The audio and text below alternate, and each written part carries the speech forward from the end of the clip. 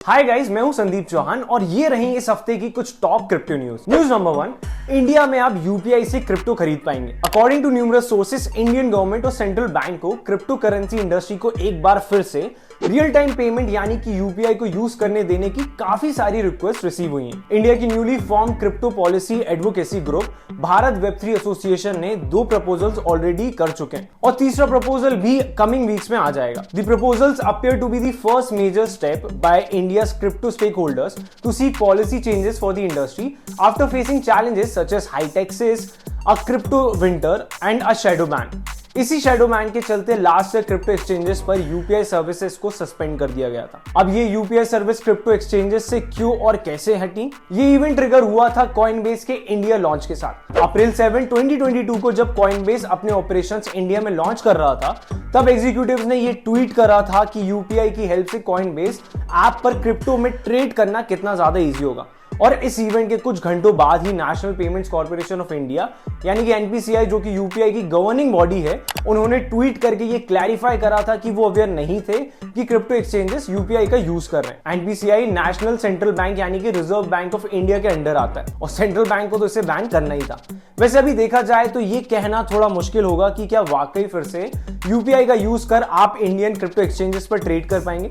Although इससे related proposal तो submit हो चुका है। News number 2, India crypto exchange CoinSwitch अब कॉम्प्रिहेंसिव इन्वेस्टमेंट प्लेटफॉर्म बनने वाला है। इंडियन क्रिप्टो एक्सचेंज कॉइनस्विच पर अब आप क्रिप्टो के साथ साथ एफडीज और म्यूचुअल फंड्स भी बाय कर पाएंगे। कॉइनस्विच के सीईओ ने बताया कि कॉइनस्विच का हमेशा से प्लान इंडिया का एक कॉम्प्रिहेंसिव इन्वेस्टमेंट प्लेटफॉर्म बनने का था। जैसे कि उनका mission statement make money equal for all उनके गोल को जस्टिफाई करता है। उन्होंने बताया कि काफी सारे इंडियंस ने अपनी इन्वेस्टमेंट की जर्नी क्रिप्टो के साथ ही स्टार्ट करी थी और वो उन्हें एसेट क्लासेस का राइट असॉर्टमेंट प्रोवाइड करके और ग्रो करवाना चाहते हैं। ये एसेट क्लासेस सिंप्लीफाइड होंगे और उनकी नीड के अकॉर्डिंग टेलर्ड भी। इन एसेट में फिक्स्ड डिपॉजिट्स, म्यूचुअल फंड्स और भी दूसरे टाइप्स के इन्वेस्टमेंट्स होंगे। अब वीडियो में आगे बढ़े उससे पहले इस वीडियो को लाइक कर दें और अगर चैनल पर नए हैं तो चैनल को सब्सक्राइब भी कर दें। कॉइनिक्स लेकर आता है आपके लिए क्रिप्टो इंडस्ट्री और रेगुलेशन से जुड़ी लेटेस्ट अपडेट्स। कॉइनिक्स के साथ अब आप अपने क्रिप्टो टैक्स फाइलिंग बड़े आसानी से और डिस्काउंटेड प्राइस पर कर सकते हैं। इस वीडियो के व्यूअर्स के लिए एक स्पेशल 50% का discount on your first crypto tax reports. Discount code और कॉइनिक्स की लिंक दोनों ही आपको डिस्क्रिप्शन में मिल जाएगी। न्यूज नंबर 3,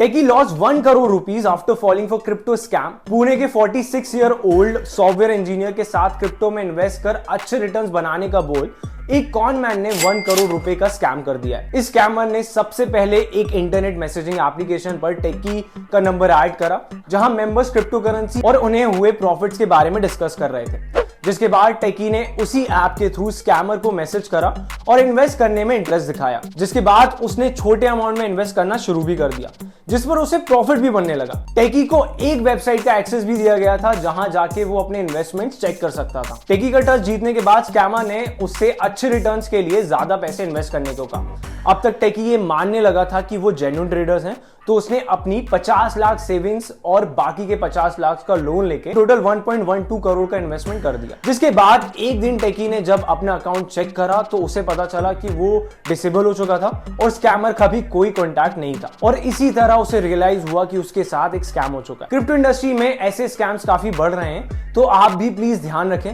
मैंने अभी रिसेंटली ट्रेंड में आ रहे P2P स्कैम के ऊपर एक वीडियो बनाई थी, तो जाके उसे देखें और ऐसे स्कैम से बच के रहें। News number 4, milady meme coin 5250% बढ़ा। एक और नया मीम कॉइन क्रिप्टो वर्ल्ड में एंटर कर गया।